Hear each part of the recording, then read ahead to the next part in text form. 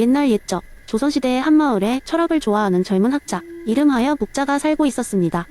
묵자는 율곡이의 철학을 깊이 연구하고 있었고 그의 모든 이론 중에서 이기호발설에 큰 매력을 느꼈습니다. 어느 날 그는 마을 사람들에게 이 이론을 쉽게 설명하고자 특별한 이야기를 마련했습니다. 마을의 오래된 나무 아래 모여 앉은 사람들은 묵자의 발언을 주의 깊게 들었습니다. 그는 미소를 지으며 이야기하기 시작했습니다. 친애하는 여러분, 오늘 우리는 이기호발설을 보다 쉽게 이해하기 위한 재미있는 여정을 떠날 것입니다. 자, 상상해보세요. 이와 기가 사람의 모습으로 변신하여 우리 마을을 찾았습니다. 이는 백발의 지혜로운 노인으로 철학과 원리를 사랑하는 분입니다. 반면에 기는 활기 넘치는 청년으로 역동적인 에너지를 가지고 모든 곳을 돌아다니며 새로운 것을 만드는 것을 좋아하지요. 어느 날 이와 기는 마을의 시장에서 만났습니다. 시장은 사람들로 북적였고 다양한 색채와 물건들로 가득 찬 공간이었습니다. 이와 기는 서로를 바라보며 고개를 끄덕였습니다. 이가 말했습니다. 시장에는 물건들이 많지만 진정한 가치는 우리가 어떻게 그것들을 서로 연결하고 이해하는지에 달려있지. 이에 기는 신나서 응수했죠. 맞아요, 어르신. 그럼 제가 이 물건들과 함께 놀면서 새로운 모습을 만들어 볼까요? 그 순간 시장이 마치 마법에 걸린 듯 변화하기 시작했습니다. 이에 지혜는 시장 곳곳에 숨어있는 법칙들을 드러냈고 기는 그 법칙들을 기반으로 자신의 창조적인 에너지를 뿜어내어 새로운 형태와 구성을 만들어냈습니다. 두 사람의 조화 덕분에 시장은 단순한 물건이 모음이 아닌 예술과 같은 모습을 띠게 되었죠. 이변을 본 시장 사람들은 놀라움을 감추지 못했습니다. 묵자는 이 장면을 묘사하며 설명했습니다. 보세요. 이것이 바로 이기호발설입니다. 이와 기가 오롯이 혼자 행동하는 것이 아니라 서로를 필요로 하고 서로의 힘을 통해 더 큰 가치와 조화를 창출하는 것이죠.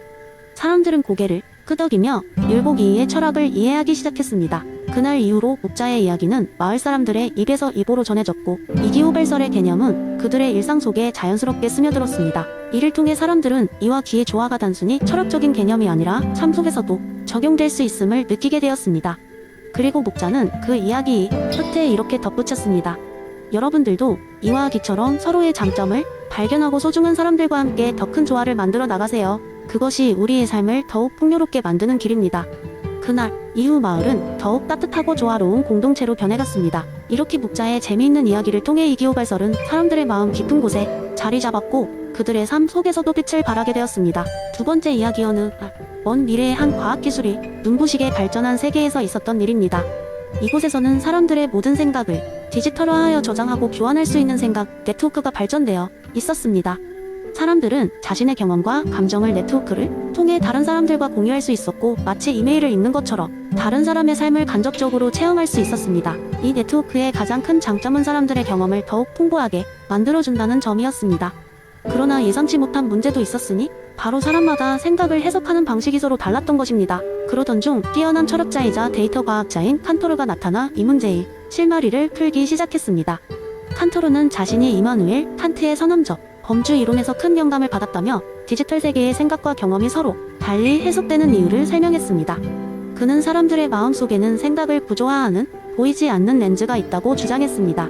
즉, 사람마다 선천적으로 장착된 인식이 단 칸트의 표현을 빌리자면 선험적 범주가 존재하는 것이었습니다. 칸토르는 그러한 범주가 시간, 공간, 인과성 등의 기본적인 개념으로 이루어져 있으며 이것들이 디지털 데이터를 해석하는 데에도 영향을 미친다고 설명했습니다. 그는 만약 이 범주가 명확하게 규명된다면 모든 사람이 동일한 생각 네트워크 상이 경험을 동일하게 느끼고 이해할 수 있게 될 것이라 믿었습니다. 그리하여 칸토르는 인류 역사상 최초로 사람들의 인식 범주를 분석하는 프로그램을 개발했습니다.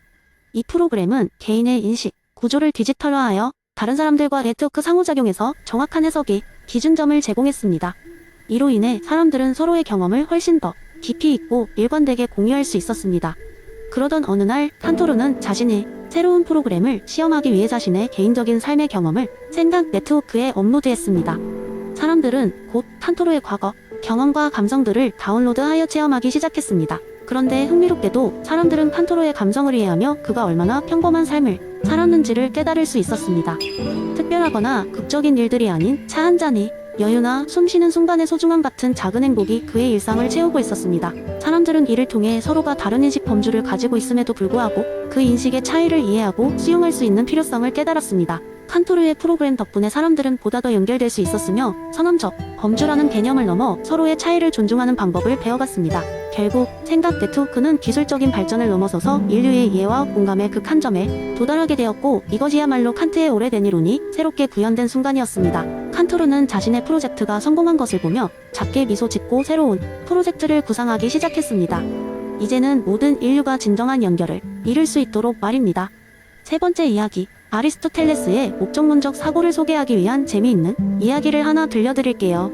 이 이야기는 목적론적 사고의 틀 안에서 아주 특별한 여정의 이야기를 담고 있습니다. 먼 옛날 그리스의 고대 도시 아테네에는 작은 나무 한 그루가 있었습니다. 그 나무는 도시 외곽의 숲 가장자리에 자라기 시작했으며 동네 주민들은 그 나무를 티모스라고 불렀습니다. 티모스는 성장하면서 소중한 경험을 하게 되죠. 그 나무의 꿈은 언젠가 아름다운 열매를 맺어 사람들에게 기쁨을 주는 것이었습니다. 하지만 티모스는 아직 그 꿈을 이루지 못했습니다. 그러던 어느 날 티모스는 나무들이 모여 사는 숲에서 수수께끼 같은 이론에 대해 듣게 됩니다. 이는 대상이 그 자체로 특정한 목적을 가진다는 목적론적 사고였습니다. 티모스는 그렇다면 내 존재의 목적은 무엇일까? 하는 질문을 스스로에게 던졌습니다. 그 순간 티모스의 앞에 우연히 지나가던 철학자가 나타났습니다. 그는 마치 몰락한 신전에서 방금 빠져나온 듯한 모습이었지만 아리스토텔레스의 제자임이 분명한 사람이었습니다. 철학자는 티모스의 고뇌를 듣고 웃으며 말했습니다. 티모스여, 너의 목적은 바로 그 자체가 이미 내재되어 있단다. 내가 자라나는 과정 속에서도 그 목적은 너와 함께하고 있지. 티모스는 철학자의 말에 고개를 갸웃했습니다. 철학자는 계속해서 설명을 이어갔습니다. 내가 우거진 잎사귀를 키우고 햇빛을 받아들이며 땅속에서 물을 흡수하는 모든 과정들이 바로 너의 목적을 이루기 위한 과정이란다. 열매를 맺는 것은 물론 중요한 목적이지. 하지만 내가 존재하며 성장하는 모든 순간이 너의 진정한 목적의 일부란다. 철학자의 말에 티모스는 깨달음을 얻기 시작했습니다. 더 이상 단순히 열매를 맺는 것만이 아니라 자신이 매일매일 생동감 있게 살아가는 것이 바로 자신의 목적이었음을 알게 된 것입니다. 티모스는 매일 햇빛을 쬐며 풍성하게 자라났고 결국 아름답고 탐스러운 열매들을 맺기 시작했습니다. 티모스의 열매는 숲과 마을의 주민들에게 행복과 기쁨을 안겨 주었으며 티모스의 이야기는 숲을 넘어 먼 곳까지 전해졌습니다. 그리하여 티모스는 아리스토텔레스의 목 전문적 사고를 증명하는 생생한 사례로 자리 잡았으며 존재의 의미와 목적에 대해 논의할 때마다 아테네의 작은 나무 티모스에 의하 기가회자 되곤 했습니다. 이것이 바로 목적론적 사고를 통해 온 우리 존재의 의미를 찾아가는 여정의 이야기입니다. 티모스에게서 배울 수 있듯 우리는 우리 삶의 매 순간 속에서도 우리의 목적을 이루어가고 있는지도 모릅니다. 네 번째 이야기, 옛날 옛적 행복 마을이라는 작은 마을이 있었습니다. 이 마을 사람들은 매일 아침 일어나면 가장 중요한 질문을 자신에게 던졌습니다. 오늘은 내 행동이 최대한 많은 사람에게 행복을 줄 수 있을까? 이 마을 사람들은 존 스튜어트 미래 공리주의 원칙에 따라 살고자 했습니다. 그들은 자신들의 삶이 최대 행복을 위해 존재한다고 믿었습니다. 마을 한가운데에는 행복의 나무라는 거대한 나무가 서 있었습니다. 전설에 따르면 이 나무는 고대의 마을을 지키던 지혜로운 현자가 자신도 모르게 심었다고 합니다. 이 나무는 단순히 물리적인 존재를 넘어 모든 마을 사람들에게 정신적 쾌락을 안겨주었습니다. 마을 사람들은 이 나무를 보며 각자의 삶의 의미를 찾곤 했습니다. 하루는 이 마을에 뛰어난 재능을 가진 두 사람이 방문하게 되었습니다. 한 사람은 요리사였으며 다른 사람은 음악가였습니다. 이 두 사람은 모두 자신이 마을에 있는 동안 최대한 많은 사람이 행복할 수 있도록 돕기로 결심했습니다.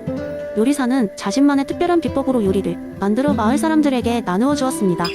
지글지글 소리가 나는 프라이팬에서 갓 구운 빵의 냄새가 퍼지자 마을 사람들은 그야말로 천국에 온 듯한 기분을 느꼈습니다. 음식을 통해 육체적 쾌락을 느낀 사람들은 요리사에게 연신 감사를 표했습니다. 한편 음악가는 마을 중앙광장에서 공연을 열었습니다. 그는 섬세한 손길로 기타를 연주하며 노래 한 구절 한 구절마다 마을 사람들의 마음을 울렸습니다.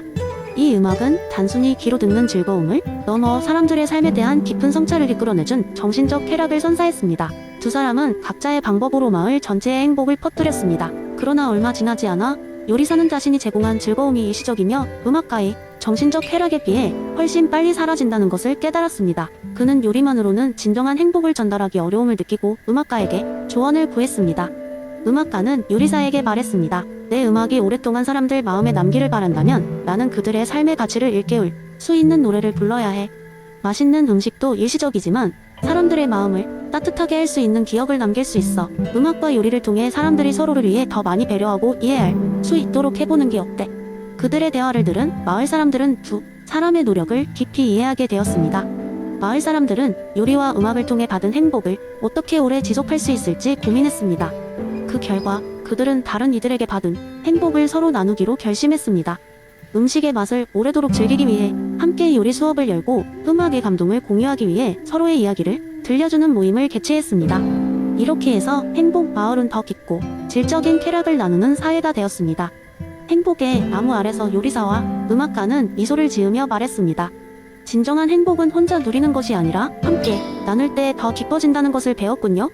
그날 이후로 공리주의는 마을 사람들에게 단지 책 속 이론이 아니라 실제 삶의 지침이 되었습니다. 그들은 여전히 매일 아침 물었습니다. 오늘 나는 몇 명의 행복을 창출할 수 있을까? 그리고 그 대답은 항상 앞선 날보다 더 많았다고 합니다. 이는 단지 개인의 행복이 아닌 마을 전체의 행복을 진심으로 도모하는 마음 때문이었습니다.